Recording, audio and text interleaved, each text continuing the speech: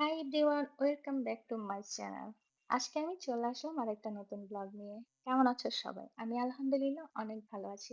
আজকে আমি তোমাদেরকে করে দেখাবো গুঁড়ো দুধের মালাই চমচম। চলো তাহলে দেখে নিই আমি মিষ্টিটা কিভাবে বানাচ্ছি। এই মিষ্টিটা খুবই অল্প সময়ের মধ্যে এবং কি অল্প উপকরণ দিয়ে খুবই পারফেক্ট ভাবে বানানো যায়। চলো তাহলে দেখে নিই। এখন আমি এখানে দিয়ে দিলাম 2 কাপ গুঁড়ো দুধ, এর মধ্যে দিয়ে দিলাম একটু সোডা, আর দিয়ে দিলাম 2 টেবিল চামচ সয়াবিন তেল। এগুলা দিয়ে আমি ভালো করে মেখে নিয়েছি। এরপরে আমি 2টা ডিমকে ফেটে নেব। ওই ডিমগুলাকে আমি অল্প একটু একটু করে পাউডার দুধের মধ্যে দিয়ে দেব। দিয়ে আমি ভালো করে মেখে নেব। আমি সবগুলা ডিম একসাথে দেব না, যদি একসাথে দিয়ে দিই তাহলে নরম হয়ে যেতে পারে। সেজন্য আমি অল্প একটু একটু করে দিয়ে অল্প একটু একটু করে ভালো করে মেখে নেব। আমার ডোটা মাখানো হয়ে গেছে। এখন আমি এটাকে ঢাকনা দিয়ে ঢেকে 1/2 ঘন্টার জন্য রেখে দেব। 1/2 ঘন্টা হয়ে গেছে। 1/2 ঘন্টা পরে দেখেন ডোটা এরকম হয়েছে দেখতে। এখন আমি হাতের মধ্যে একটু সয়াবিন তেল মেখে নেব। তারপরে আমি সবগুলা মিষ্টিকে শেপ করে নেব।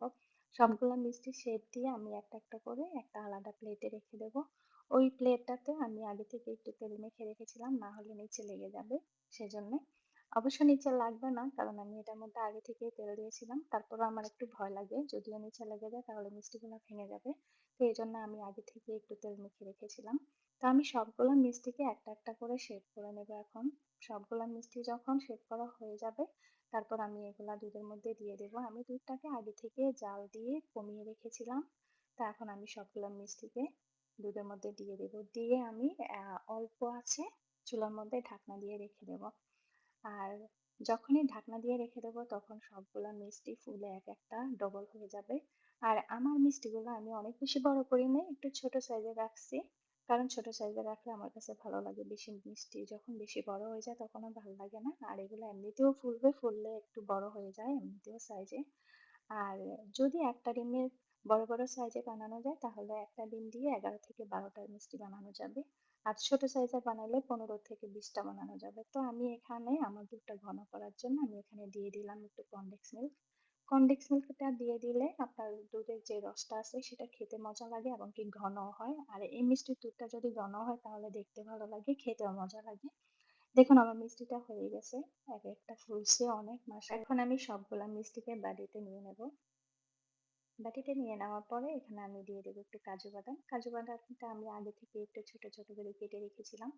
তার সাথে দিয়ে দেবো আমি একটু জাফরান। এগুলা দিয়ে আমি একটু সার্ভ করবো। এখন আমি ছোট্ট একটা প্লেটে নেব আপনাদেরকে দেখানোর জন্য। দেখেন কত বেশি সফট হয়েছে, দেখতেও অনেক সুন্দর হয়েছে, খেতেও ভীষণ মজা এটা। একবার হলেও বানিয়ে দেখবেন, অনেক সহজ, খুবই অল্প সময়ের মধ্যে অল্প কিছু উপকরণ দিয়ে এই মিষ্টিটা বানানো যায়। এত সহজে মিষ্টি বানানো যায় আমি চিন্তাও করতে পারবেন না। আর যেকোনো মিষ্টি বানিয়ে ফ্রিজে রেখে দিলে পরের দিন সকালবেলা ঠান্ডা ঠান্ডা খেতে কিন্তু এই মিষ্টিটা ভীষণ মজা লাগে।